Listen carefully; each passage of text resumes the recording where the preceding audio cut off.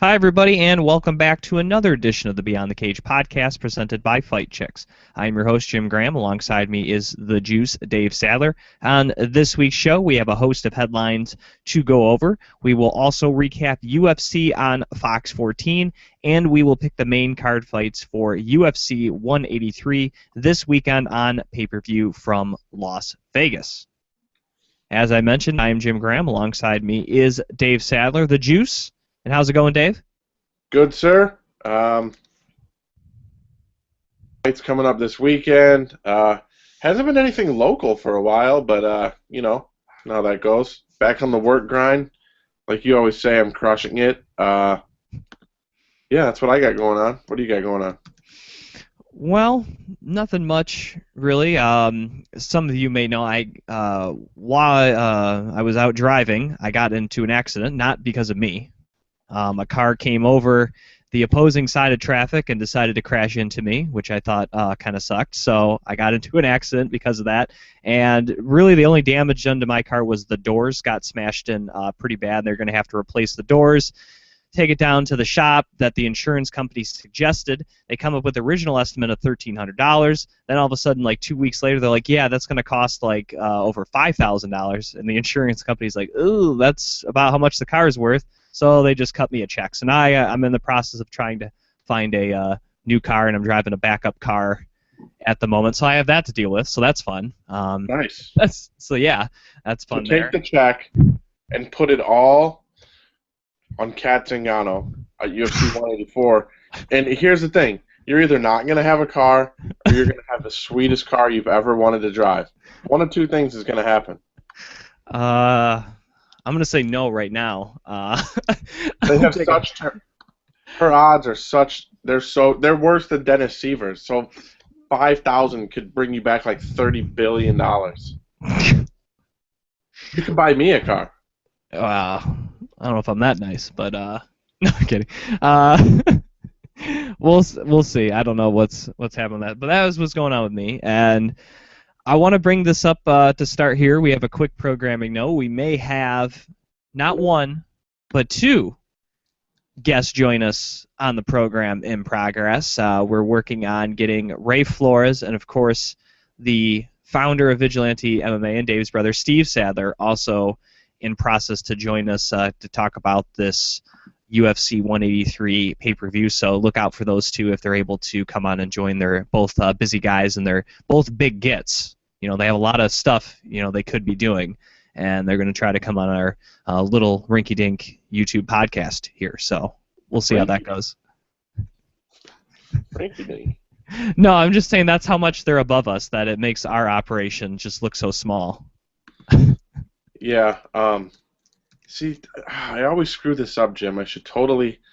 You should create a checklist and that you pull up, and it says things to do to get ready for an episode of Beyond the Cage, and then you just go down, and then it's all good. So you don't have to be like, oh man, forgot to queue it up, even though I know I was going to play this. Yeah. So you call our podcast Rinky Dink, and I would like to think of it more along the lines of course, there's going to be an ad. That's great news. No, I'm not saying our podcast is Rinky Dink. I'm saying it is in comparison to how big Steve and Ray are. Do you get what I'm saying? So you're saying it would be the best in the world? Oh, this guy over here. Show's getting off to a good start. All right, well, I want to bring something up here then real quickly to kick off headlines here for Beyond the Cage presented by Fight Chicks. And whether you care, whether you don't care, this is, I think, a story that Dave and I have kind of caught wind of and had discussions with several different people on different message boards. And that is a story that Miesha Tate, obviously fighting this weekend at UFC 183, she has come out and announced that she will no longer be doing through the mail signings, or what is known in the memorabilia world as TTM. And basically, for those of you who are not familiar what TTM is, and this is not just exclusive to UFC fighters, this is athlete of any profession or really any celebrity, where typically you'll take a photo, put it in an envelope, send it to the fighter. You'll include a prepaid return envelope, so said fighter and or athlete or celebrity sign said photo. Sometimes they'll throw in a couple bonus items, maybe some sponsorship thing they have. Put it in the envelope that you already paid for, and send it back to you. Pretty common practice. A lot of people do this. It's a way of giving back to the fans, and typically, depending on how you send the envelopes, the size of the envelopes, the amount of photos or stuff you put in there, typically that can run you about $10 to $15, give or take. Now, obviously, the athlete's not seeing any of this money. It's usually going to wherever you printed out the photos or your local post office, but you're still paying something nonetheless. I mean, you're still getting an autograph, probably relatively inexpensive compared to the athlete or fighter you're sending it to, but it's a cool thing that a lot of celebrities like to do. Now, Miesha Tate has decided not to do this, as some people can take advantage of this, obviously, and they can do what they want with their photos. They resell said photos, and Miesha Tate doesn't like that, so she has decided not to do that. That's her opinion, and that's her right to not sign autographs. And obviously, with people reselling those, she's not making any money off the resales of the photos after then, signing them for free, not getting any compensation, just kind of doing it because she can do it, and decided not to do this. A lot of people are up in arms, like, oh, how could she do this, and stuff like that, and like, oh, there was a UFC embedded episode where Conor McGregor was signing autographs, and Conor's like jokingly, like, yeah, how much you gonna sell this for? He's like, oh, I don't know, like $50 on eBay, and he still signed the thing. Some athletes don't care, some do care. Some are kind of in the middle, maybe they'll do a little through the mail, but they'll also, do some signings where they get paid. It's really up to their personal preference, and you can't hold it against them one way or the other. But a lot of people have taken grievances one way or the other on this issue, and I just wanted to put out there that through the mail is something I do a lot, and people are wondering how we get all these great autographs to give away on the show. Well, this is typically how I do it. Is through the mail, and I give them away for you listeners. So I haven't tried Miesha Tate personally, but I can strike that off the list as sending her stuff to possibly give away on the show, and that's fine. Other fighters are still going to continue to do it, and as long as they do, I'll be able to give away cool stuff for you guys. So that's why I wanted to bring up this story, just in case you're wondering how I got all these different fighter autographs. I actually don't meet half these people. I just happen to get an address, and I send a couple photos, they sign them back, and I give them away to you guys. So anyways, Dave, your kind of takeaway, I guess, from this story here on Miesha.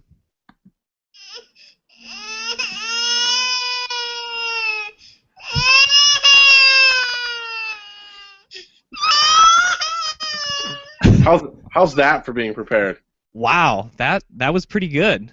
I don't know, where'd you get that? Was that on the Hangout buttons, or man, no. Where'd you pull that from? www.youtube.com. Oh man, which is the same platform we're on right now. Wow, that's good. Good stuff. I'm a get. You know what I'm saying? I'm a get. Forget these other guys. I'm here. Anyway, if it wasn't for the guy that stands outside of wherever Miesha Tate is, Miesha Tate's not that big of a deal. Her last fight was on the computer, I believe. It was on Fight Pass. I understand maybe going to a fight and saying, guys, I'm going to sign one thing for each person. You know what I'm saying? But she's mad at a guy who takes the time to print the picture, or 10 pictures, go to the event, get the autograph, and sell them and make $5 profit. But she has no problem sending. They just posted a video of her signing the big sign-by card posters that the UFC is going to turn around and sell for $300. She has no problem being a part of that. I know. I know it's contracted, but Yeah, I was about to say she has to do that. I mean, the Misha Tate is relevant because she's pretty. Um, I mean, let's be serious. She has no chance at a title shot with Ronda Rousey as the champion. She's always just going to be a pretty face. And what I think is hilarious, obviously I think she's crying and complaining, but what I think is crazy is that she has a very, very big fight this Saturday, and this is what she's worried about. You know what I mean? Like this is something that's on her mind leading into a huge fight. It is interesting that she brought it up now because obviously she's been in Vegas for a few days, so it's not like she's even had an opportunity to sign any photos and send them back to fans. And most fighters that I know and ones that I've sent through the mails for, again, to try to get some photos to give away here on the show, typically it does take a while. I just got back a package from a fighter. I won't say who yet, but it took about 2 months, give or take. I sent it right before Thanksgiving, and I just got it back about a week ago. So some of these are not a quick turnaround, and I understand because fighters are in training camps and stuff. I don't expect them to be, checking their mail every 5 minutes, for fan mail, signing it, and send it right back out. I understand this stuff takes time, and if it's something that she doesn't want to do, she doesn't want to do it. And like you said, I think she has a right to be upset about reselling of photos, but she's probably one of the few fighters that actually you can resell stuff and make a profit on. I mean, most of these fighters, if you do through the mail, some of these lower level, people like on the Fight Pass fights and stuff, like if you get their autograph and through the mail and you try to sell them, people are going to be like, I don't want that person. Right. She's one of the few that actually you can maybe turn a profit on, and that's probably why she's upset. And maybe she's being a little crybaby about it. Maybe she's the wrong time to come out and say she's not doing through the mail. But I think it's something interesting because whether people know or not, that is a way to get some of their favorite fighter autographs. But if they don't do through the mail like Misha Tate, that's a perfect time to visit AJ Hiller at MMASignaturesUSA.com. Ooh, that was good. That's how you do that. So if you're looking for stuff, hit him up. He'll have it. Whether they do through the mail or not, AJ Hiller will have it for you. So, and speaking of, mention Misha, beautiful girl, right? Well, that leads me to our next headline. A girl we've interviewed, most people call a beautiful girl, Miss Paige Van Zandt. She had an interview with a lesser podcast known as the MMA Hour. Maybe some of you have heard of it. I don't know. And in there, she mentioned that in her fight booked for April, UFC on Fox in New Jersey, she will be taking on Felice Herrig. She knew that she'd be fighting Felice sooner or later because they're two of the hot girls in the division, which, to me, most people would agree with that. But some, including a fellow UFC strawweight, Joanne Calderwood, has kind of taken umbrance to that, saying a big matchup shouldn't be determined by your looks. It should be determined about your fighting skills. And I think part of this frustration from Calderwood, not only from the statement, is that she's apparently having trouble getting a fight booked. And Sean Shelby, I apparently has said this because it's your record 9-0, and she goes, well, if it's because of my record, then how is someone like Felice Herrig, who's like 10-4 or 11-4, fighting Paige Van Zandt, who's like 4-1? Yet I'm just 9-0, and I can't get a fight booked. So it stems a couple different issues kind of going out of it, and obviously I think one of the reasons the UFC is holding out on Calderwood is they want to put her on that Scotland card they just announced for July. Right. But Calderwood could very easily be fighting here in March or April and be good to go in July.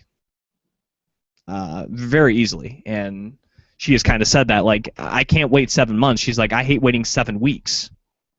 So if any strawweights gets injured, I got to believe Joanne Calderwood is going to be hot on that dial to get into a fight. But this kind of brings up the thing that we really haven't had to worry about in the last few years with UFC, but I guess now is a reality, is, you brought it up with Misha Tate, is being attractive. Is that going to get some girls, better spot placement or better fights than others? I don't think Do you really think that Joe Silva and the powers that be booked that fight because they're pretty, or because they're close in the ranks?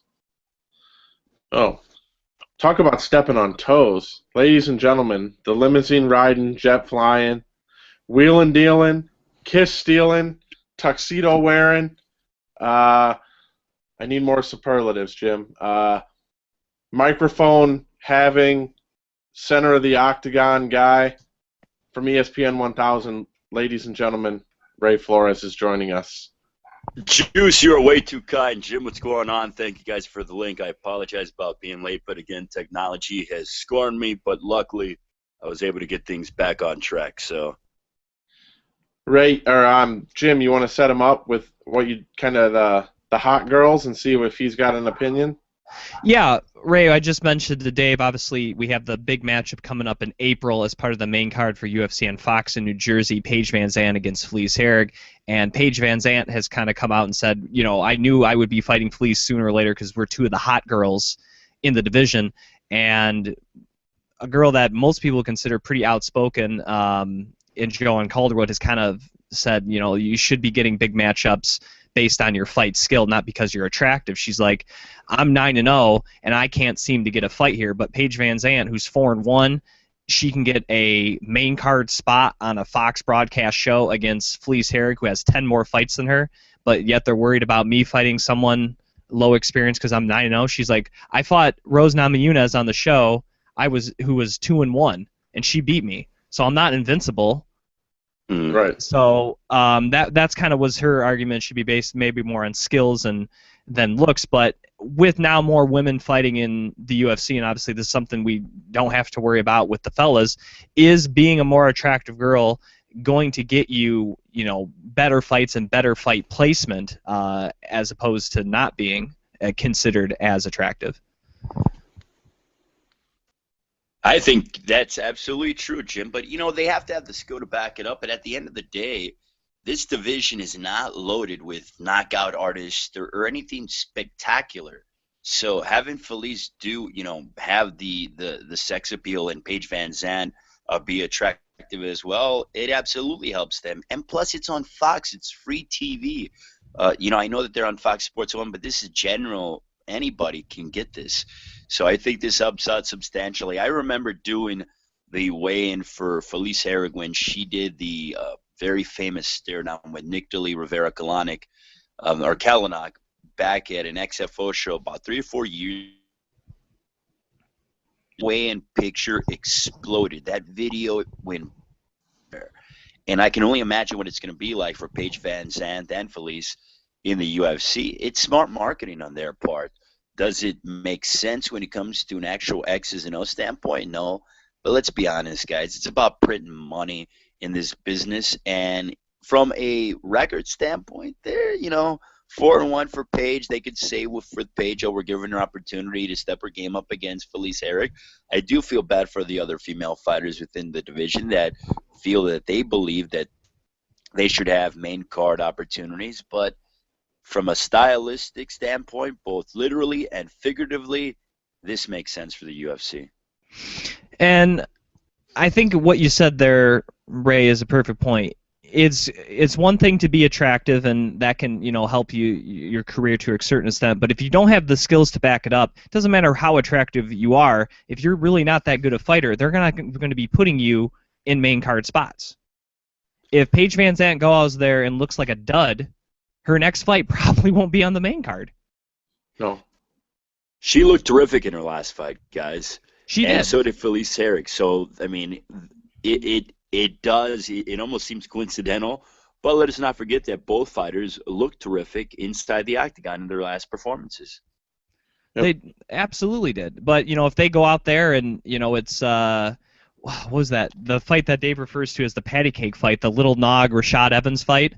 If they go out there and do that for 15 minutes, that they may change from some minds. But does it suck that Joanne Calderwood can't get a fight? Yeah. She have already have the fight booked? Absolutely.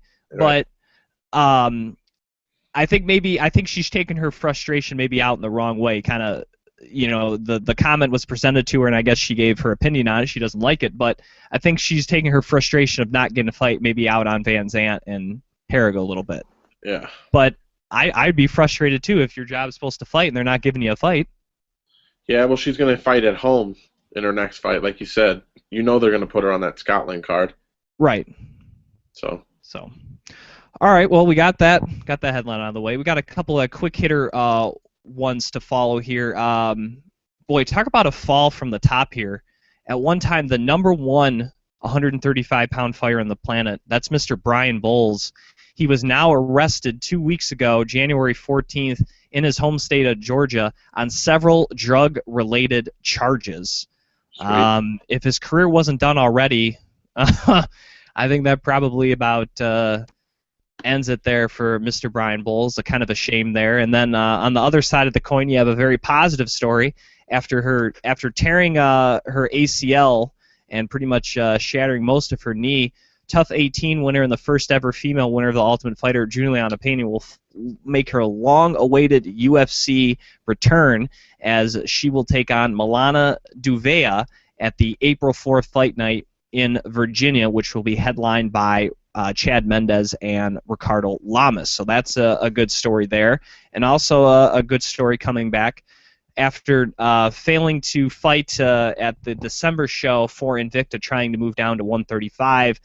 Christine Cyborg Santos will now come back up to 145, her current weight class, and defend her Invicta featherweight title. She will be taking on Charmaine Tweet, which will headline Invicta FC 11, and that will also be in Los Angeles, California, the same weekend as UFC 184, which will pit Ronda Rousey against Kat Zingano as the co-main event to that fight at the Staples Center to Vitor Belfort and Chris Weidman. So we got a couple quick hitter headlines there. Your guys' thoughts on those recent developments in MMA? We'll start first with Dave. Well, Bowles is that's unfortunate. Hey, you mess around with that stuff, trying to deliver it, sell it, whatever, you're gonna get caught. So that's it's bad for him.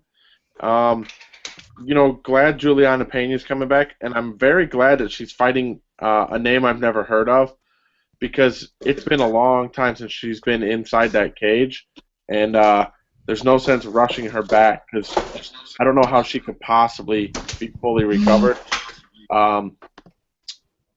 And the third headline was Cyborg. Yeah, Cyborg and Charmaine Tweet. Oh, What's going on Ray. there, Dave? No, that's Ray. Ray, what are you doing? I'm sorry, guys. I'm sorry about that. Just trying. You rearranging your living room? No. He's sitting back, relaxing, and watching Beyond the Cage. No, I love the Charmaine Tweet Cyborg fight. Charmaine Tweet, I saw her when Ray did Invicta 9 or 7, whatever it was.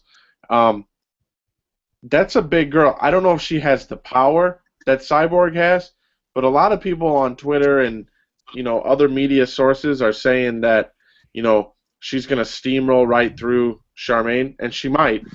But I think that fight's going to be a lot more competitive the more people are giving her credit for. So, what do you think, Ray? You know what? I think that fight is going to be more competitive because there is such a thing about rust. And Cyborg hasn't fought in quite a while. And I think that with all the pressure on her shoulders, you got to look at it this way, guys. There's going to be a lot of UFC reps at this show. So Cyborg knows that every move that she makes in this fight is going to be examined. It was before, but even more so where you probably have Dana White there. You'll have Lorenzo and Frank Fertitta sitting cage side for this UFC show, or for this Invicta show. This is going to be a massive stage. I love the fact that Invicta is doing a show the night before in Los Angeles. So I think it's going to be a tougher fight for Cyborg. Looking at what Brian Bowles did, it is unfortunate, guys. I mean, he had I saw his career. I was there when he unfortunately beat, quote unquote, unfortunately beat Miguel Torres for the world title back years ago. Then I was in Columbus when he lost to Dominic Cruz. So I've seen the highest of highs for Brian Bowles professionally, and I've seen the lowest of lows for him. Hey, As Dave said, you go ahead and play around with that stuff, and you're in trouble. hey Ray, I got a question for you. I actually have a couple business-related questions that I want to get your opinions on during the show. Do you think the Invicta going to Los Angeles? I'm reading on Twitter and Facebook and other places, some people are saying, oh, what a bold move by Invicta. Is this a bold move by Invicta, or is this a smart play by the UFC and everybody at Fight Pass to be able to essentially they have to drive their truck from Las Vegas to Los Angeles, and they can do 2 huge shows that they can broadcast, and all of their resources will be in one location. I mean, is this Shannon Knapp stepping out and being like, look at what I'm going to do, or is this we're kind of doing this together type of thing? I think it's a calculated move, Dave. I don't to kind of expound on your answer in terms of them driving the truck from Las Vegas to LA. From what I gather, and this is the show that I worked one of the first Fight Pass shows a couple months ago in November. I think it was the first Fight Pass show, to be honest with you. And the UFC has nothing to do with the actual production night of. Like they are the home, and obviously they carry the feed. But from what I gather, the director I dealt with, the trucks that I worked with were all Invicta FC based, which is from their home in Kansas City. Okay. So everything came from Kansas City, not from Las Vegas. Will this change on this show? Potentially, because the UFC already has set up shop. I love it. I don't think it's a bold move, because you're already going to have, this is such a massive card in Los Angeles. People need something to do the night before. I think, Dave, you and I were talking about this when we went to the Bulls game last week, and we were talking about how should you do a show the night before to garner before a big UFC show, because there are thousands of people in the city. And look what happens not even about a week later. Boom, Invicta's doing a show in Los Angeles before the UFC. From out of the juice's mouth into reality. That's how it happens, folks. I concur. I was there. That was perfect. Right, go. No, I think this is a great idea, and I guess maybe more so what's the bold move, if people are calling it a bold move, is not necessarily the fact that they're taking this fight to Los Angeles the day before a UFC fight. Maybe it's the fact that they're putting Cyborg Santos in as the main event for this fight, because obviously, a fight between Cyborg and Rousey has been talked about and rumored about, mentioned at, and hinted at for a very long time now. So you're putting Cyborg and Ronda Rousey in the same city at the same time. Maybe they'll run into each other or something. I guess maybe that's what the bold move, would come from. But from, like you guys said, having it in the same weekend in the same city as a UFC fight, to me, just makes sense. The bold move to me may be putting Cyborg as the main event to go, well, see what Cyborg did the day before, and then we can kind of see what happens with Rousey and Kat the next day, and maybe somehow that plays that Cyborg then fights the winner. Or maybe that's what, to me, the bold move, would be considered as. Okay, I'm going to write this down, Ray. You got a pen? Yep, I got it. All right, here we go. So, Cyborg's going to win her fight on Friday. Yep. Kat is going to win her fight on Saturday, and which will leave Ronda a bloody mess. And while Kat is celebrating in the middle of the cage, Cyborg is going to scale the cage and come in and challenge Rousey to a fight, now that Rousey's all battered and beat up. Write that down. That's going to happen. But Dave, she has to cash in her Money in the Bank first. Oh, yes, I forgot. Duh. What are you thinking? Come on, Juice. Just won the Royal Rumble, so, what else would you do? Sorry. All right, no, but, Yeah, that's the bull. Anyways, all right. Let's get to how about that UFC on Fox 14 from Stockholm, Sweden, this past Saturday on Fox Broadcast Television, or if you were in Sweden Sunday morning, as I think it was what they say 4 a.m. local time when the main event went off. Yeah, 4 a.m. Crazy. That's ridiculous.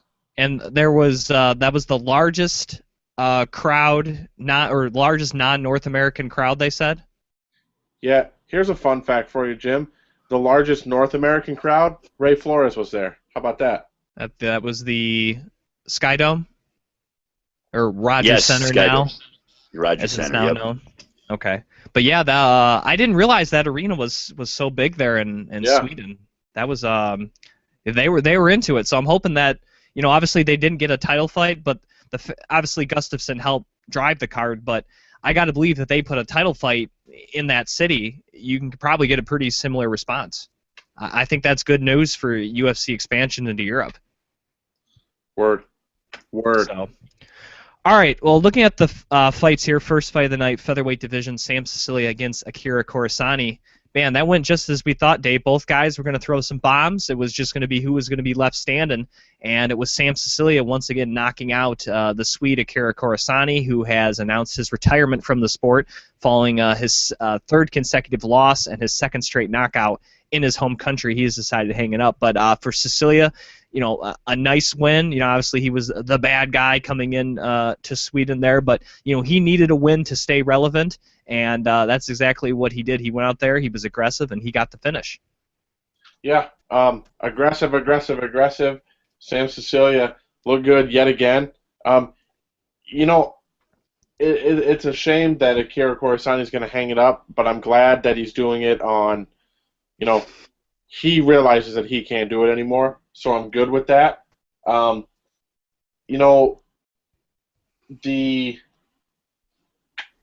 was I going to Sam Sicilia not moving to featherweight, but he was on the Ultimate Fighter as a lightweight, I believe, and yes, then he dropped down to featherweight. Mm-hmm. That dude packs a lot of punch. I'd like to see someone like, is Jorgensen? He went down to 50 or 25, didn't he?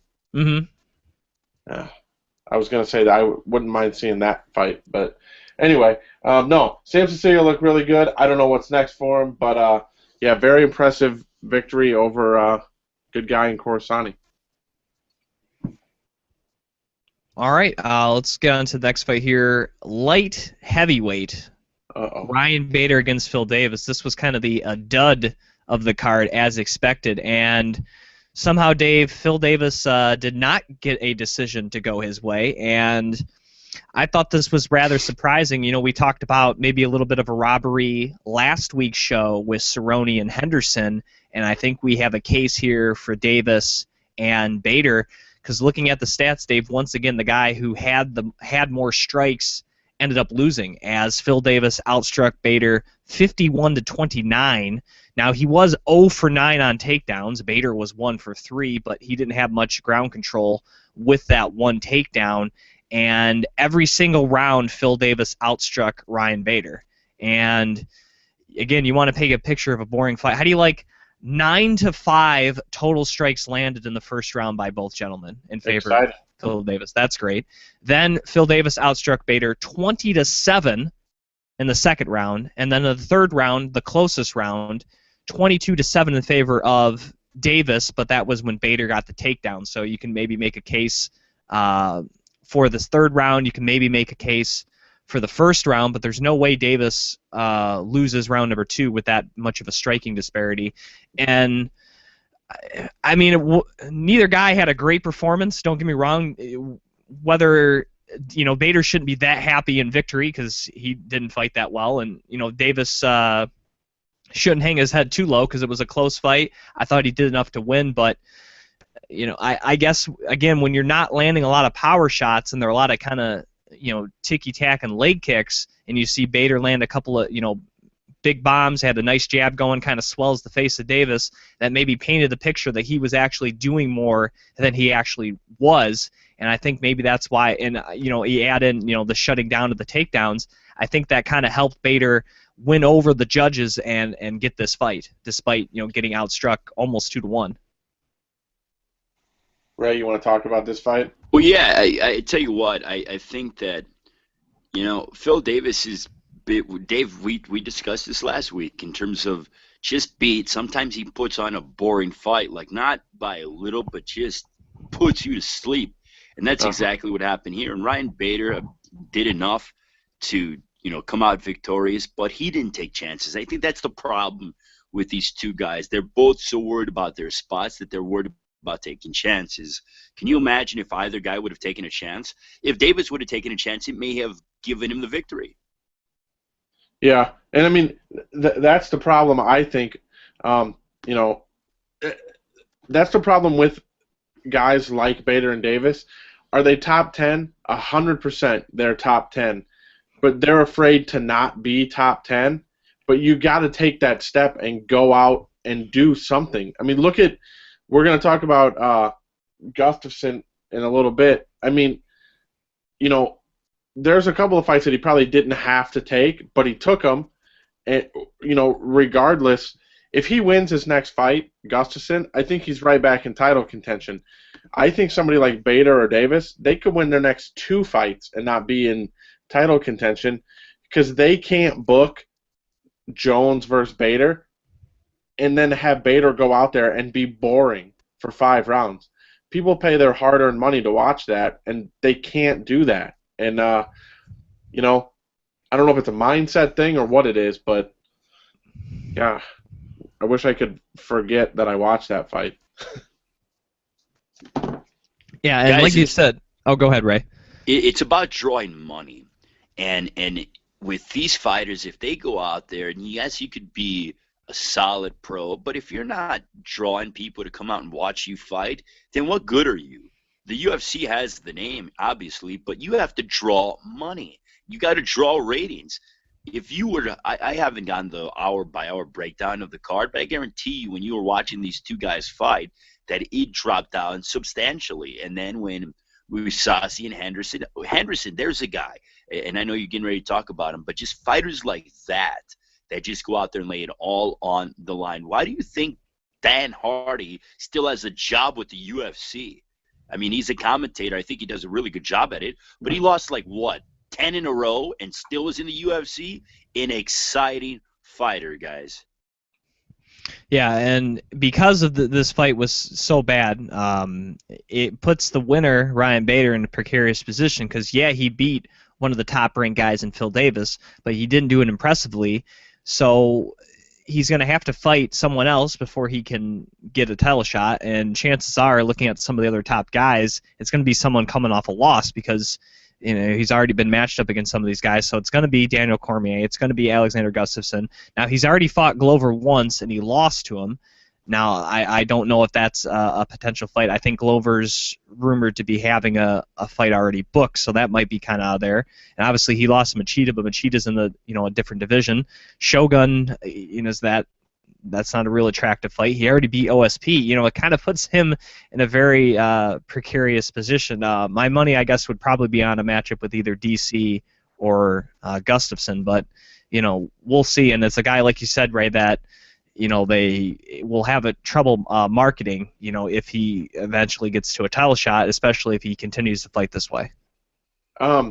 Just because I'm the great statistician of the sport of mixed martial arts, Dan Hardy, 6-4 record in the UFC. Yeah, including a 5-fight losing streak. And didn't he have a 5-fight winning streak at one time as well? I am the statistician. You're stepping on my toes, Jim. Just say it. All right, co-main event, middleweight division, Gegard Mousasi against Dan Henderson. This one was pretty fun for the minute and 10 that it lasted, and we saw it looked like, I guess, an eye poke at the beginning that you really didn't notice until after the fight with Henderson's eye kind of swelling up, but it definitely affected him early on, and then he started pressing forward, thinking maybe I can hit him with the big bomb. Tried to swing that bomb, and then we saw a nice counter there from Gegard that hit Dan Henderson kind of on top of the head, and kind of swarmed him a little bit. And Henderson, while in the post-fight interview claiming, he was aware the whole time, when he was laying up against the cage there, guys, kind of like flat with his head resting back up against the cage, he did not look with it. And I think that's when you see referee Leon Roberts go in there and try to break it. And it looked like he kind of missed on his initial attempt.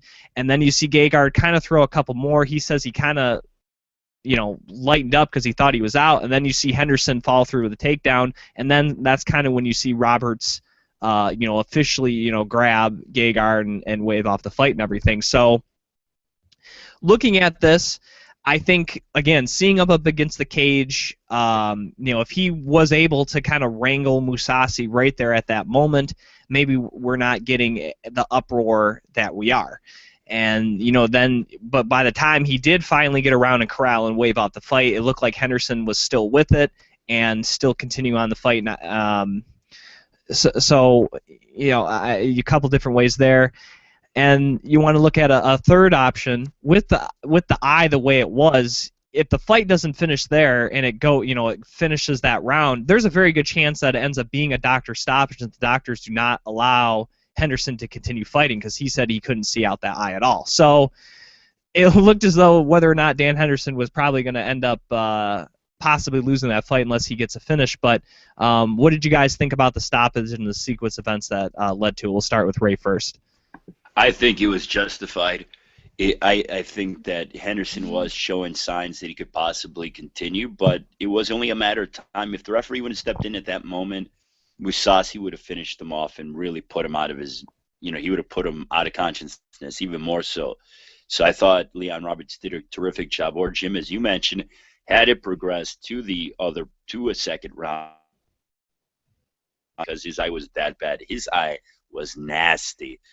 So, in my opinion, Leon Roberts went out there and protected the fighters first. And let us not forget, Jim, it was minute 10. That means you still have 3 minutes and 50 seconds. And anytime Gegard Mousasi has anybody hurt, that man is vicious. He's an assassin, as Joe Rogan likes to say. Let me go ahead and tap my forehead and stuff. Oh, my God, he's an assassin. That's, But Mousasi knows how to finish fights, especially when he has somebody hurt. And Henderson, I thought, was on his last legs. Yeah, I thought the stoppage was justified. I thought, for the time that Gegard was in there, I thought he looked really good. Once again, I'm using quote air quotes. Oh, I don't have to use them because people can see me. I'm using quotes here. The MMA media that's on Twitter was saying that, oh my God, Dan Henderson's got to retire. He looked awful. I didn't think he looked awful. I think he got caught, an eye poke, and then he got caught with a punch. I don't mind seeing him fight again. He's exciting. His fights don't take that long. It only took a minute and 10 seconds. So I'd like to see Dan Henderson fight again. I think so too, and like you said, I think he mentioned it in the interview with Joe Rogan. The eye poke changed his strategy. I think he was going to be aggressive, but once that eye poke hit, he was like, all right, I probably got to end this quickly because I got this eye problem. I can't sit around and, Gegard's a guy I can't mess with and prolong this fight because he'll pick me apart. And I think he knew that once the injury had been sustained to the eye. So he kind of, upped his pursuit of Mousasi, and that's probably what led to the counter because he was maybe more aggressive than he would have been normally. If he doesn't get poked in the eye, that's a completely different. I think it's a completely different story. I don't think he gets knocked out at that moment in time. Agreed. Definitely. So Dan Henderson definitely has another fight in him, and I think the fans. I mean, you saw the reaction in Sweden. He never had fought in Sweden before, probably never even been to Sweden, and you saw the reaction the fans gave him. Fans want to see this guy fight. So there's no shortage of Dan Henderson fans. So they can put him on a card apparently anywhere, and people will want to see him. So it's all up to Dan because I don't think the UFC sees that. I wouldn't call him a cash cow still, but he's still a very marketable fighter and a guy that I don't think they're going to get rid of lightly, especially over this. Ray, do you see, to go to a pro wrestling term, can you use Dan Henderson as an Undertaker or Yeah, absolutely. Rock figure. Like he could definitely be on the co-main, but then put like Paige or put the what do they call that? What's the women's Straw weight. title? I'm sorry. Straw weight. The straw. Strawweight. Like put the straw weights in the main event to get them kind of the rub off of the big name in Dan Henderson. I completely agree with you, Dave. Dan Henderson, you could go back and just highlight reel after just put together this massive highlight reel, the knockout over Bisping, just the performances, the KO of Wanderlei Silva and Pride here in the United States. I mean, you could just literally put together this massive highlight reel of all the quote-unquote victims that he's vanquished in the cage or in the Pride ring. And people was not only he is a fun fighter, and he's an exciting fighter to watch. Yes, he's accomplished a lot, but at the end of the day, he's fireworks. Anytime Dan Henderson fights, it's fireworks. And Phil Davis and Ryan Bader knock on your door, your skulls. You need to look at this man as to say he's been around forever. And I'm going to borrow a term from the Sandlot, forever, and is still performing at a high level, but is exciting, and people want to watch him fight across the world. You could put Mighty Mouse in there and give Mighty Mouse the rub with Dan Henderson, or as you mentioned, anybody else up and coming, put them in the main event, but put Henderson co-main event. That kind of mythical Undertaker treatment as the WWE does. Well, let's get to the main event of the evening. Alexander Gustafsson against Anthony Rumble Johnson, with the winner getting a shot at the 205-pound UFC title. And looking at this fight, I thought it was a fun fight for all the 2 minutes and 15 seconds that it lasted. But both guys, I think, landed some nice shots. I think both guys did hurt each other. But, again, going to an eye poke after a little bit of a brief pause there for an eye poke to Anthony Johnson.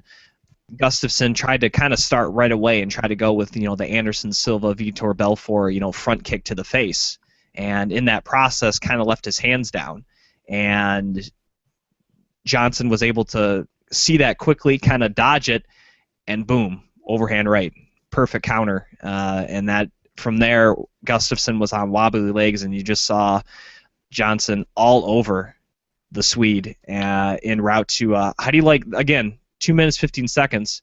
I already read you off the striking totals there for Phil Davis and Ryan Bader. In 2 minutes, Anthony Johnson landed 38 strikes. That is more than Ryan Bader landed in 15 minutes of fighting. To show you the difference in light heavyweights here, as Johnson was just all over him, and then he got his back there and was punching from the back, and you see Gustafsson, again, we're on video, you can see it, his face just kind of went like sideways a couple of times from those punches, and referee Mark Goddard had to come in and stop this one, and it was a good fight. I think if it's run again, Gustafsson still has a chance to win, but I think what he learned was, one, you have to keep your hands up at all times against Anthony Rumble Johnson, and two, it's not just power with Johnson, it's speed and intensity. And I kind of almost liken this to this. He kind of reminds me of Rampage Jackson in his prime, with that sprawl and brawl tactics, and a guy that has power and intensity and just crazy off the board strength. And he reminds me of a vintage a Rampage, and that's kind of a type of performance we saw, and definitely deserving a shot at John Jones in the 205 title, and a very excellent performance by Mr. Rumble. Go ahead, Ray. I'll be the cleanup hitter. All right, well, so with Anthony Johnson, and Jim, I'm glad you brought up the point about him looking similar to Rampage Jackson. I think Anthony Johnson's a better athlete than Rampage. I mean, this is his weight class. He struggled for years to going to best suit him, but he has found himself a home at 205, and he is one scary individual. Get out of his way, because as they like to say at ESPN when it comes to NFL football, when it comes to Anthony Johnson, he lives up to his nickname, Rumble, young man. Exactly what he did to Alexander Gustafsson. Went into enemy territory and just starched him. And to be able to, Alexander out that area are like made out of rock. They're not just general humans like us. They are almost cyborg-like. And for Anthony Johnson to decimate Alexander Gustafsson and just crack him again and crack him again and finally finish him, I think speaks volumes in terms of how far Anthony Johnson has come. Okay, you guys did a great breakdown. I'm going to throw some numbers at you.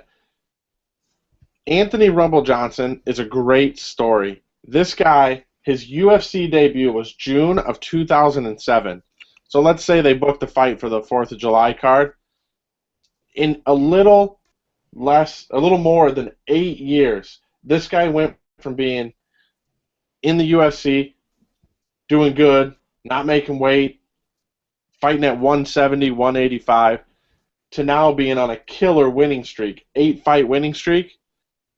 And now he's one of the most dangerous guys if not the most dangerous guy in the division. He's had his ups and downs. He got cut.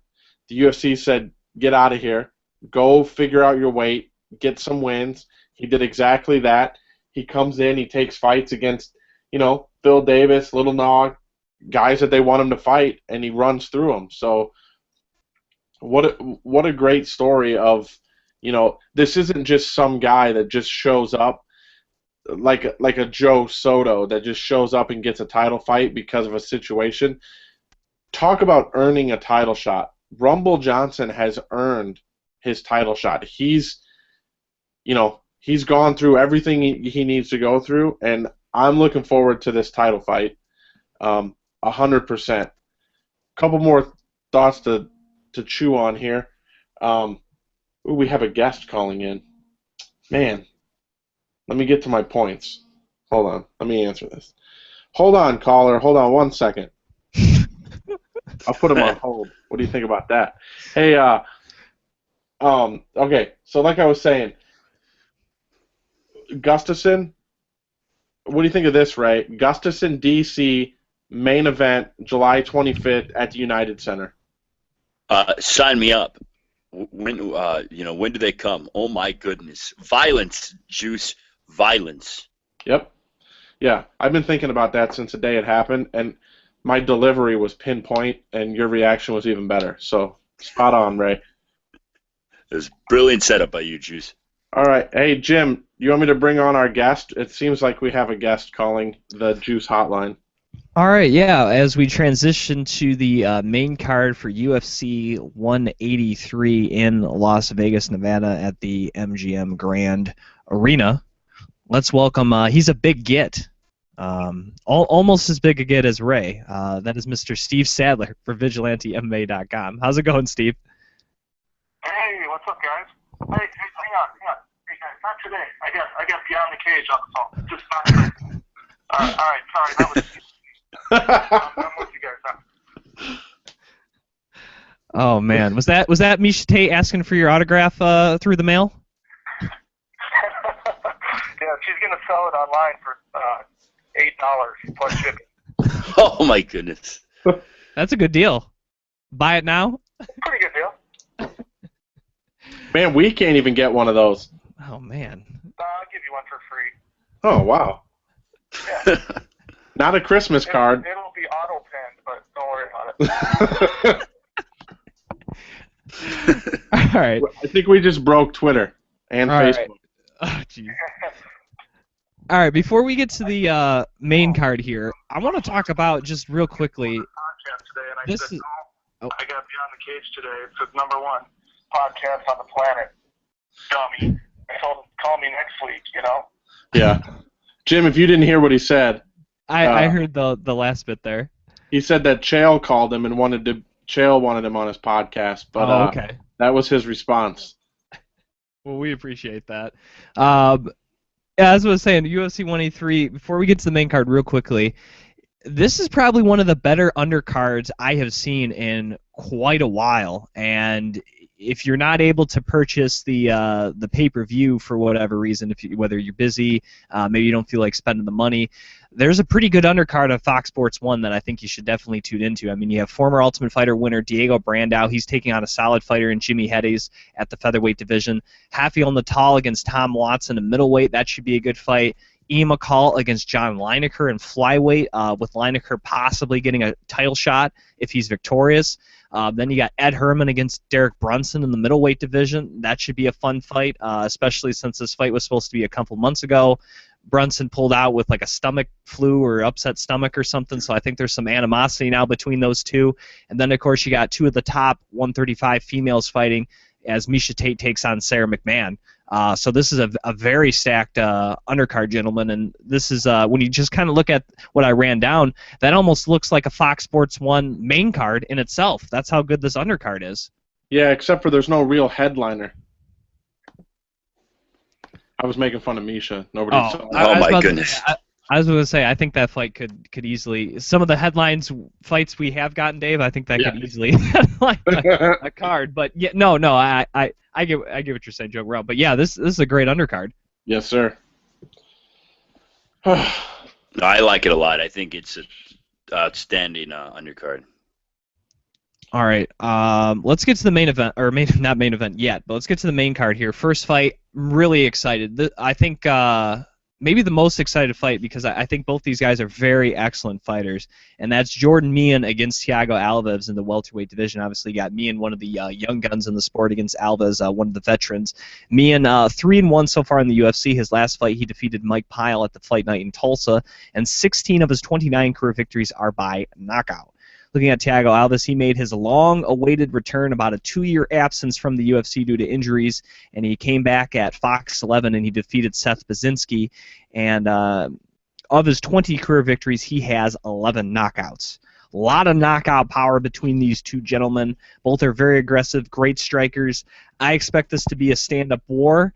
It should be a lot of fun. The interesting thing will be, I think Meehan obviously maybe a little better with his hands than Alves, but Alves' leg kicks have always been something you have to look out for, and that to me will be the X factor, is whether or not Meehan can either counter or check the leg kicks, or if he does get hit with a few of these, how can he recover? Would he be able to grapple or do something else to try to counteract those leg kicks? And to me, that's the area to look out for, is how Jordan Meehan is able to handle the leg kicks of the pitbull Thiago Alves. Do you want to go ahead here, Ray? Yeah, I'll go. You know what, with Thiago Alves, I'm such a big fan of his style. He's been around for so long, and we talk about journeys with what Anthony Johnson's been able to do. Thiago Alves was gone for a while, and now that he's back, and as you alluded to, Jim, defeating Seth Baczynski, this is not going to be an easy task against Jordan Meehan. We're either going to see, a veteran fighter finally gain some traction in his career, or we're going to see Jordan Meehan forcefully take the baton from Thiago Alves and continue in his quest towards trying to get a title shot. So either way, something's going to happen on Saturday, and I, in my rooting interest, I love to see Thiago Alves get another crack at some championship glory. I'm good. Steve, you got anything? No, I agree with what you guys said. This is a cool, exciting fight to start the main card off. This is one of those fights, and it's funny because there's a couple more that we'll be talking about here in a few minutes, I'm sure, that are similarly matched up, where you have a guy or possibly even two guys in the fight who are looking to take that next step up into another level. And so far, Jordan Meehan has tried to do that on a couple of occasions, lost both times, and this is another one of those instances where he's done enough to where he can get a fight against a guy like Alves, who historically has done has a lot of huge wins on his record, and former title contender. That Meehan, if he is able to come through, he can really take a nice step up in that division. And like I said, I think that's kind of a theme here with a couple more fights coming up too that are have similar matchups. The next fight of the evening is in the middleweight division as Talas Leites will take on Tim Boesch. Looking at Leites, 9-3 in the UFC, overall riding a 7-fight winning streak since returning to the organization last year. His last fight was a win over Francis Carmel at the Fight Night in Tulsa, and 13 of his 24 career victories are by submission. Looking at Tim Boesch, 9-6 in the UFC. His last fight was a win over Brad Tavares at the Fight Night in Bangor, Maine, and 8 of his 18 career victories are by knockout. I see this fight going one of two ways. I think either Boesch will get a knockout, or I think Talas Leites will submit Tim Boesch. I think that's how it's going to happen, and I'm imagining somewhere maybe in the second round.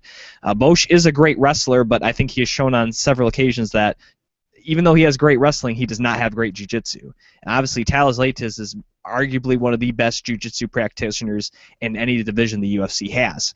And if it goes to the ground, wherever Talas Leites is, I consider him having the advantage. And I think he can very easily submit Tim Boesch. Now, knockout-wise, yeah, it wasn't impressive that Leites knocked out Francis Carmel. It was. But I don't see him knocking out Tim Boesch. I know Tim Boesch has been knocked out, but he's a pretty tough and durable guy. If Leites gets a finish, I see it being with a submission. But, you know, Brad Tavares had never been finished before in the UFC, and he was able to knock out Brad Tavares. So I find it, I don't find it hard to believe that Tim Boesch could do the same to Leites. It's just whether or not he doesn't get wrapped up and taken to the ground by that point. So, I think we will see a finish. I know a lot of people don't like Leites. He's kind of boring. That's one of the reasons why he got cut the first time around. But since returning, he's been nothing but, I think, exciting. So I actually think this is going to be a pretty decent fight here. Yeah, and that right there, folks, that's why they call Jim Jim. Well, that because that's your name. Come on, nobody's going to laugh? My joke was good. That was funny. 4 out of 10. What did he say? Steve said 4 out of 10. 4 out of 10. That's weight. Well, my wife's watching, so I'm sure she'll send me a message. You're not a 4, sweetie. You're like a 7. No, you're about a 6.5 physically, but that joke was only a 4. Oh, that's weird that you made that. Anyway, no. Go ahead, Steve. You got anything to say on that one? Yeah, I mean, Leites is on a roll right now, and quite frankly, he's just better than Boesch. So, I mean, I agree with all that, and I certainly wouldn't bet against Leites when it comes to, if I was going to put a buck on it. But the one thing that I think Boesch brings to the table is that he has shown that not only does he have power, but he's had a couple of come from behind kind of surprise victories, and that's probably just enough of a threat to keep Leites from coasting to a victory, and it's going to make him want to finish this thing. From what I can tell, I don't think you want to hang around too long with this guy. No. Anything to add, Ray? No. Well, here's the thing, and I saw some of the odds. It's kind of perusing, my gambling mind. How is Leites a 4-1 favorite? 4-1? Man, oh man, that is some massive odds. If I was going to put a little bit of a coin, which I don't have much of, I would maybe throw a little bit on Mr. Boesch. I mean, I saw him at plus 375. It's a pretty good return there. You put him with a favorite and maybe another underdog, and I mean, you got yourself a good night. I mean, the juice seems to have some juice in Vegas when it comes to gambling a little bit, so maybe he can expound on some of the gambling knowledge that he possesses. Hey, a true winner never reveals his sources, especially when he's on the phone that I'm holding. Get it? Steve is the guy that I called. See that? Yeah, We pretty got good. it. We see what you did there. Women's history. Yes. All right, let's move on to the next fight here. It doesn't hurt for you guys to be like, that was a good attempt, but it was terrible. Just give me some feedback. That's all I'm asking for. I would just write a nasty anonymous Yelp comment later, so you don't know it's me. That's usually. Or wait, that's with restaurants. Sorry. Yeah. The food on Beyond the Cage is terrible. All right. Next fight, lightweight division, Al Iaquinta against Joe Lazzone. Looking at Iaquinta, 5-2 in the UFC. His last fight, huge victory, knocking out Ross Pearson at the Fight Night in Sydney back in November, and 5 of his 10 career victories are by knockout. Looking at Joe Lazzone, 11-6 in the UFC. His last fight, he defeated Michael Chiesa back at the Fight Night in Connecticut in September, and of his 24 career victories, 18 are by submission.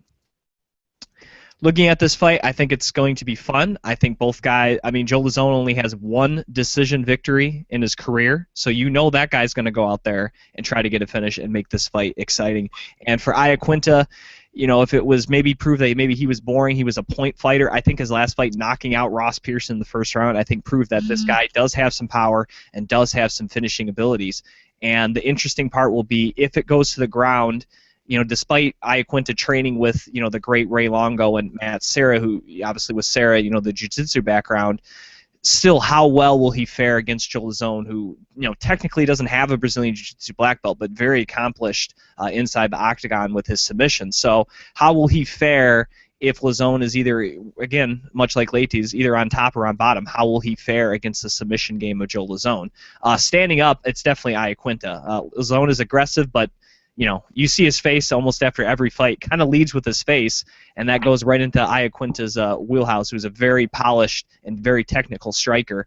And I think very quickly after a first round, Lazzone will go into grappling mode, and that's, to me, we'll see whether or not Iaquinta, his skills have advanced enough in that category to consider him, a guy on the cusp of breaking into the top 10. And this is kind of like the me and Alvin's fight. You got the veteran here and Joe Lazzone against one of the up-and-comers in Al Iaquinta. Who you want? Now let's kick it over to Mr. Flores there. Well, you know what? I was impressed by what I saw at Al Iaquinta against Ross Pearson, but Ross Pearson is pretty much a one-trick pony, guys, whereas Joe Lazzone is multi-dimensional, always seems to be in war after war after war, and can be successful. It's for Iaquinta, if Lazzone takes him into deep waters, how's he going to be able to handle that? I think that's the big question. That, with Iaquinta, his ground game, we really haven't seen that much of. But when you train with Longo and Matt Serra and Pete Sal and all those guys, it's got to be pretty good. So I would have to favor the younger, the fresher fighter in Al Iaquinta, because I think Joe Lazzone, just based on process of elimination, has more mileage on his body. Mm-hmm. Mr. TMZ, the floor is yours. Yeah, if you look back at Lazzone, if he loses, the guy who beats him, it typically signifies that that guy is climbing. So he's basically, I just described a gatekeeper, and that's really what Lazzone is. And when you look at it that way, that means that Iaquinta has to win this fight because Lazzone beats guys in the lower half of the division. He loses to guys who are in the upper tier of the division. I agree totally with Ray. In fact, I was going to say the same thing about Ross Pearson. That's a great win by Iaquinta. But Pearson, I don't know how good he is, to be real honest with you. I think he is a one-trick pony. So, this is Iaquinta, he's a favorite. The betting line in Vegas says that he's a favorite, but I got to be honest, I don't know. This is the first time for me that I'll be able to see. I think he's untested, and if he beats Lazzone, it's going to be a pretty good indicator that he might be able to string together a few wins, or at least get another big fight here coming up next. All right, let's get to the co-main event of the evening in the welterweight division, as another former tough winner here in Kelvin Gastelum. He's going to take on Tyron Woodley. Very, very interested in this fight. Obviously, big things for the winner. Maybe not an immediate title shot, but maybe the fight to get them the fight for the title shot in either gentleman's case, in my opinion. But let's start first here with the former tough winner, Kelvin Gastelum, 5-0 since winning the show, including his win to get the contract. Undefeated so far in his career at 10-0. His last fight, he knocked out actually submitted Jake Ellenberger in the first round there, UFC 180, and 4 of his 10 career victories are by submission. Looking at Woodley, 4-2 in the UFC. His last fight, he knocked out Young-Hung Kim at the fight night back in Macau, China. And 10 of his 14 career victories are by finish with 5 knockouts and 5 submissions. Now, the interesting in this fight will be Kelvin Gastelum. To me, a lot of stuff is on him because he has pretty good striking. He has some pretty good power, but still, I think, does rely a lot on his wrestling. And in this fight, you're taking on the former Missouri All-American, and not only that, you're taking on a physical specimen in Tyron Woodley, a guy who I don't think has gotten taken down in his UFC career. This guy is awfully, awfully hard to tie down. And if you can't take him down, if that facet of your game gone and it's left to standing, does he have enough stand-up to defeat Tyron Woodley? Because Woodley seemed, I think he's got his head back right on. I think he had, that bad performance against McDonald, but I think with that fight against him, he's returned to that fast, powerful, and explosive and athletic individual that we saw knock out Jay Haran and knock out Josh Koscheck, and of course in his last fight, knock out Young-Hung Kim. I think we're back to seeing that Tyron Woodley, and if that's the Tyron Woodley we get, and not the one that fought Roy McDonald, that's a very, very scary individual, and that's not a guy you really want to mess around with on the feet. And that to me is the X factor, is if it stays on the feet, what can Gastelum do to throw off Mr. Woodley? Am I the only one of the 4 of us that is completely not sold on Kelvin Gastelum? Is anybody else? No, I'm not sold on him either. I mean, maybe it's a little bit of what Steve said. I mean, he beat Uriah Hall. He beat a guy in his next fight, that Melancon. I believe that was like a last-minute change, where that was just some guy that came in that, last-minute injury replacement. Then it was a split decision over Rick Story. And, I mean, Jake Ellenberger's not Jake Ellenberger anymore. It's a completely different guy. I'm just completely not sold on him. Maybe this is the fight that I will be sold on Kelvin Gastelum. But I agree with what you said, Jim. I think Tyron Woodley looked great in his last fight. And if that's the Tyron Woodley that we're going to get, it's going to be pretty good. Want to add to that, Ray? Yep. Go ahead, Ray.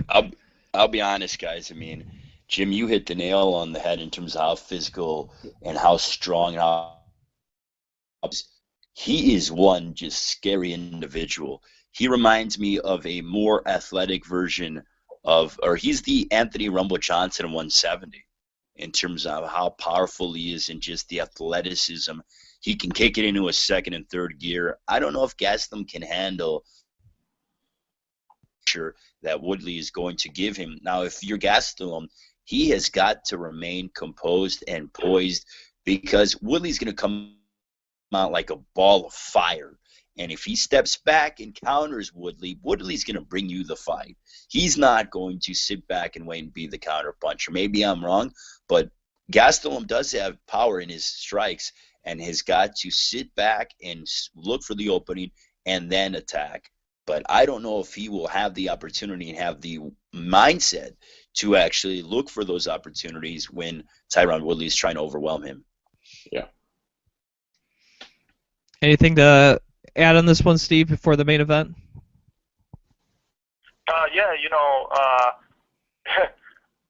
Woodley has 4 wins in the UFC, and all of them are by knockout. And I think he might add Gastelum to that list. It seems like we're all leaning towards Woodley here just because he's a beast and he's a much better athlete. We might be either we know something or we don't know anything, because he's actually a slight underdog in this fight. So if you love Tim Bosch at plus 400 or whatever he's at, and you want to do a 2-fight parlay, throw Woodley on there too, and you might make a little bit of money. All right, I think that is actually some pretty sound advice there if you are looking to bet on the event. So let's get to the main event of the evening. At middleweight, former Strikeforce welterweight champion Nick Diaz will take on former UFC middleweight champion Anderson Silva. Looking at Nick Diaz, he is 7-6 in the UFC. His last fight was UFC 158, which was 22 months ago, where he lost to GSP for the UFC welterweight title. And of his 26 career victories, 13 are by knockout. Looking at Anderson Silva, 16-2 in the UFC. His last fight was the infamous second loss to Chris Weidman, where he broke his leg in December at UFC 168. So a little over a year for Anderson Silva since his last fight. And of his 33 career victories, 20 are by knockout. Now, a lot of people are obviously talking about Anderson Silva's, return from injury and the layoff and all the stuff he's had to go through to get back just into training for a fight. But most people are not mentioning, like I said, Nick Diaz hasn't fought in almost 2 years. Now, granted, he didn't have a broken leg to deal with, but at the end of the day, that's still 2 years of basically practicing for your job. I don't care what job you have. If you haven't actually done it for 2 years, there's no way you're the same guy you were. There's no way. You add in the fact that he's probably, well, maybe not probably, he is taking on the best guy he's ever fought, regardless of what point that guy is in his career. That could spell disaster for the man from Stockton, California. Again, what is intriguing is the fact how Anderson Silva will be after the leg injury. That's a legit question. But a guy moving up a division to take on the best guy he's ever fought on almost a 2-year layoff, it's hard for me to think Nick Diaz has a chance in this fight. Now, if Nick Diaz had been fighting those 2 years, regardless of the division, even trading wins and losses, and Silva comes off an injury, maybe my thoughts are different, and I think the fact that they probably would be. But it's hard for me to consider Nick Diaz, and the fact that even though I read off Nick Diaz has 13 knockouts, those are not like 13 knockouts of him throwing one punch. That's not Nick Diaz's style. He gets his knockouts because he's throwing, 2 to 3 times more punches than his opponent. And in this case, I don't know if he can do that against Anderson Silva, who has shown, regardless of the limb, he only needs one to end a fight. That's what makes it very hard to think Nick Diaz has a chance in this fight. If you want to go ahead on this one, Ray. Well, Jim, as you alluded to, 2 years away from the sport, we went after maybe 7-8 months. This is almost 2 years. That's crazy to me. And Anderson Silva is going to come on, and he seems really happy from what we see, photos and videos, et cetera, at least from the first few days in Las Vegas. Anderson has something to prove. He wants to show the world that there is a lot left, that the losses to Chris Weidman were freak losses, and he's still the best fighter in the world. Nick Diaz has never, as you alluded to, Jim, even come close to anybody of this ilk, and now he's going to be in deep waters.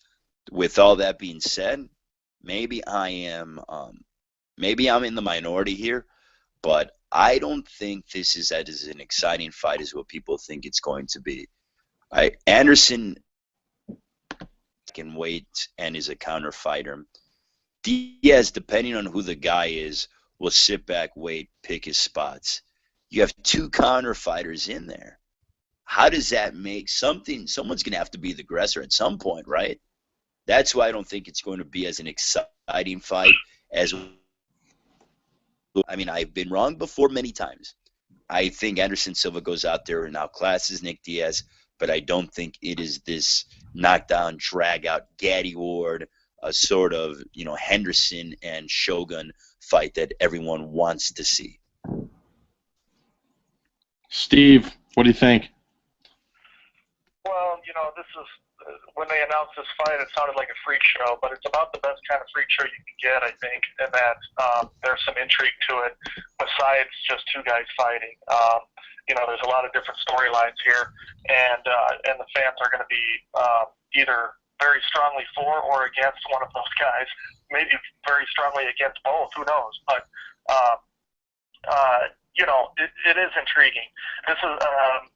for all the advantages that Silva seems to have over Diaz, I don't have to get into all those because, just a year ago he was the greatest fighter who ever lived, and I don't know how that can change.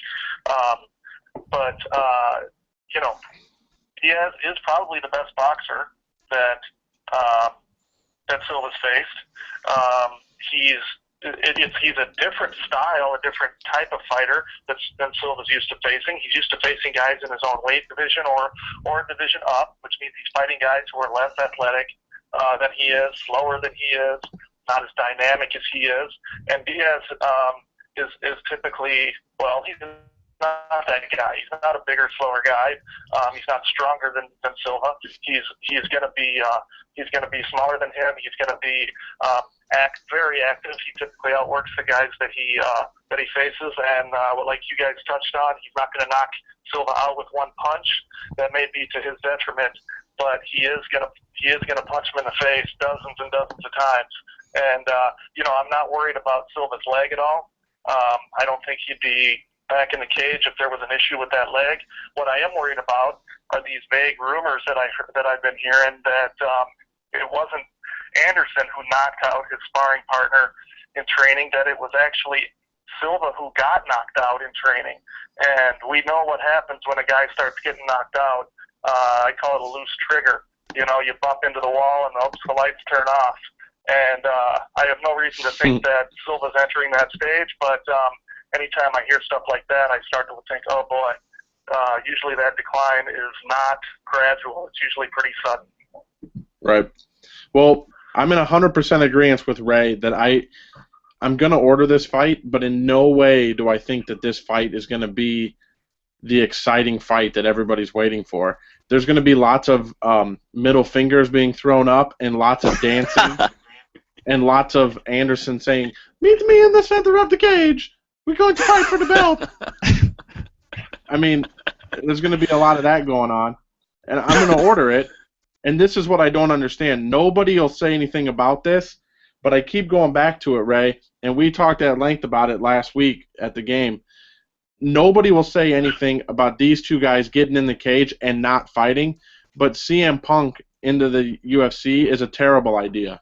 Like, you know what I mean? I don't understand.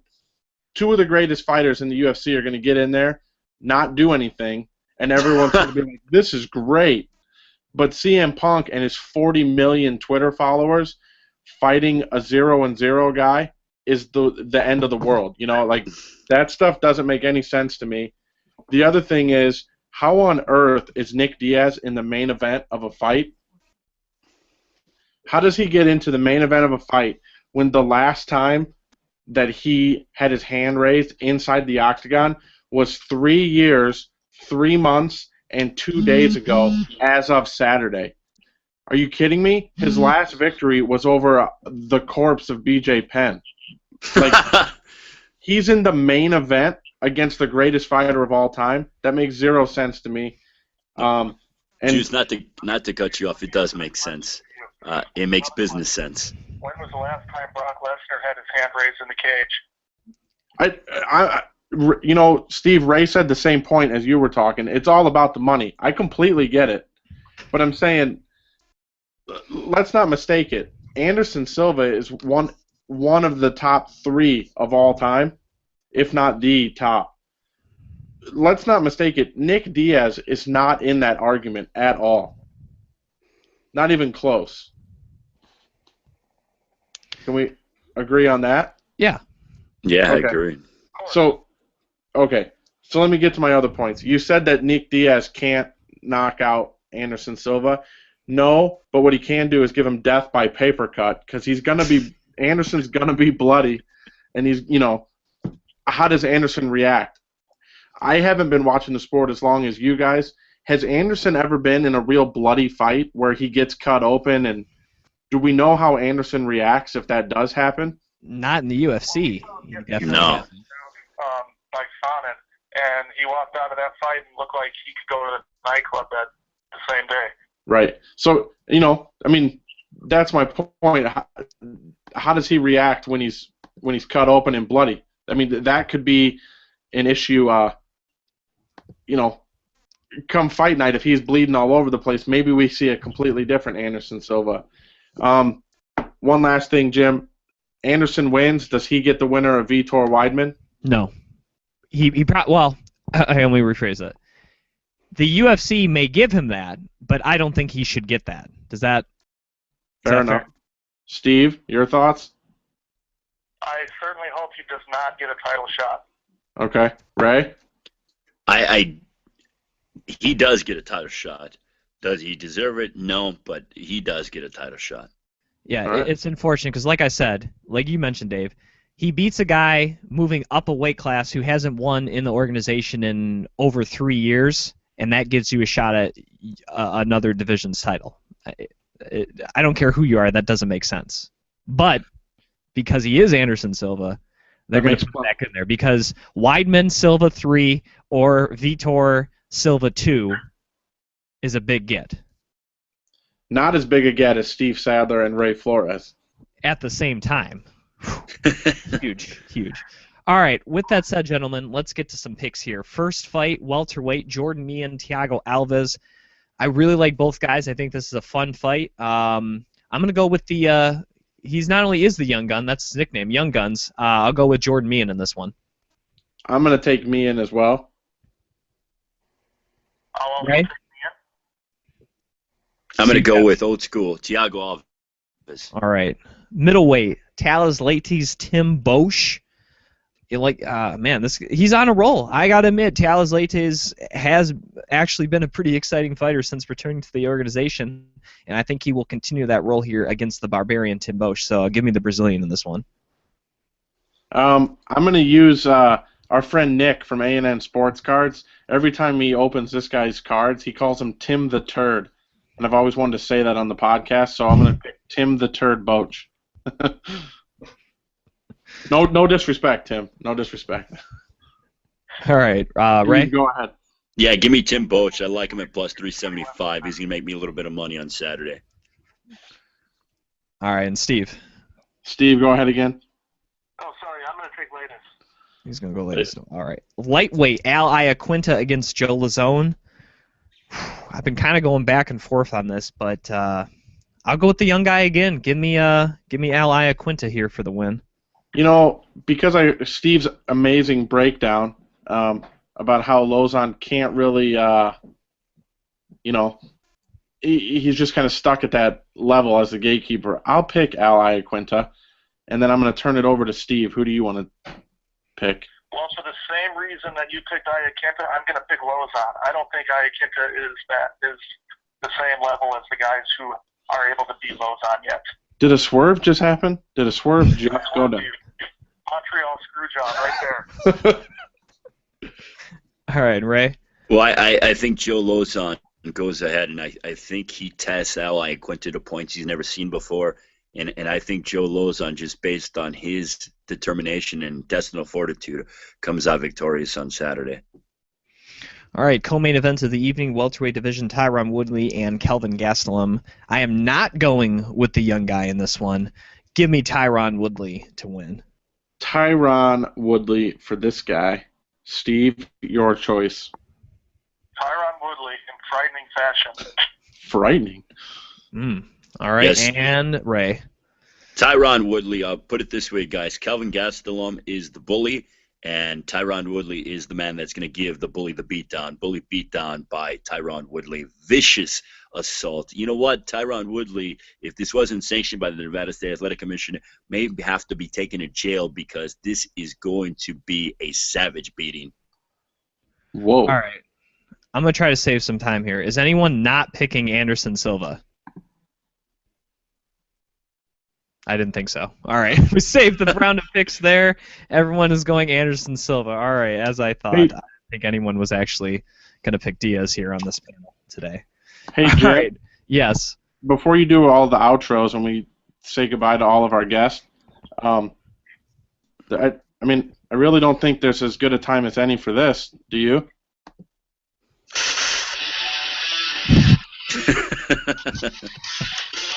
All right. Well, thanks again. We'll kick it over to Steve Sadler. Thanks again for coming on the show here and gracing us with your presence. I know you have a couple $1 million deals to tie down now, so thanks for coming in between deals. My pleasure. I'm going to get back to TMZ now. They're waiting for me. Oh, man. All right. Thanks for Take it coming easy, on, Steve. sir.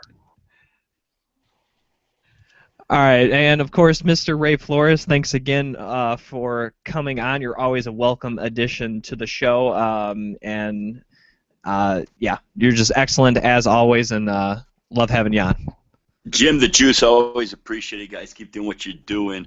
You know, being in airports and having the opportunity to go and travel and do fights and stuff. You guys certainly keep me entertained in airport terminals across the country. So thank you for just being who you guys are on the Beyond the Cage podcast and entertaining people. What I like to do, guys, is I don't download it the day that it is dropped. I'll download it like the night before I take a flight, and then I will laugh. I'll be chuckling to myself. So thanks to you guys, people think I'm crazy, but that's okay, because I'm a crazy MMA fan, and the place that I go to get my MMA and my combat sports knowledge is the Beyond the Cage podcast with the Juice and Jim. Thank you, sir. All right, and any final thoughts here, Dave? Jim, I think we just screwed up our podcast. I hope, Ray, are you still there? Yeah, I'm still here. How the heck did you see on ESPN Floyd Mayweather and Manny Pacquiao talked to each other? And we have the boxing guy right here, and we didn't even ask him about that situation. What are we doing as broadcast journalists? All right, well, we got 2 minutes left here on the docket, so Give us right. a quick rundown. Here. Just to expound on that, apparently, guys, this is according to Fight Hype, and Fight Hype has very good sources within Floyd Mayweather, that at the halftime portion of the game, they were sitting on opposite ends of the court. Floyd goes over to Manny and says, "Why are you spreading lies about me? This is not right what you're doing. Let's just sit down and talk about this fight like men." Pretty much putting it on Bob Arum and Manny Pacquiao. Manny was very quiet during the course of this exchange. Floyd actually took Manny's number. They got the exchange numbers, and they said, "Listen, if you have anything to say or if you have any questions, you can call me directly and stop this sort of fabrication of what I'm saying or what I'm trying to do. Let's go ahead and come like men, come to the table, but stop spreading lies and stop going ahead and saying things that are not true or valid whatsoever through the press or through your quote-unquote handlers." Manny, as I mentioned, did not say much during the course of this exchange. Manny's advisor, Michael Kahns, was there. Manny, instead of going to the Philippines, is now going to Los Angeles, presumably to meet with his promoter, Bob Arum. So that is what I got from Manny Pacquiao and Floyd Mayweather's meeting yesterday at the Miami Heat Milwaukee Bucks game. And that was in Miami, correct? Yes, that was in Miami. Okay, I thought so. I didn't think they'd both be in Milwaukee. All right. No offense to Milwaukee, it's a great town, but not when you got multi-millionaires there with those two. All right. Any final thoughts here, Dave? No. I make a lot of jokes, but as you can see, we really do have the best guest because that's good information from Ray, and Steve had some good info too. So I make a lot of jokes, but we really do get the best guests. So Ray, thanks for spreading some more boxing knowledge, and yeah, man, another show in the books, and I'm sure we'll be back at it next week and talking about the barn burner that is Diaz Silva. All right, he is the Juice, Dave Sadler. You can follow him on Twitter at VigilanteJuice. Mr. Ray Flores, you can follow him on Twitter at RayFlores86. I'm your host, Jim Gramm. You can follow me on Twitter at Jim Gramm. Once again, for Dave Sadler, for Ray Flores, I am Jim Gramm, and thanks for listening to another edition of the Beyond the Cage podcast presented by Fight Chicks.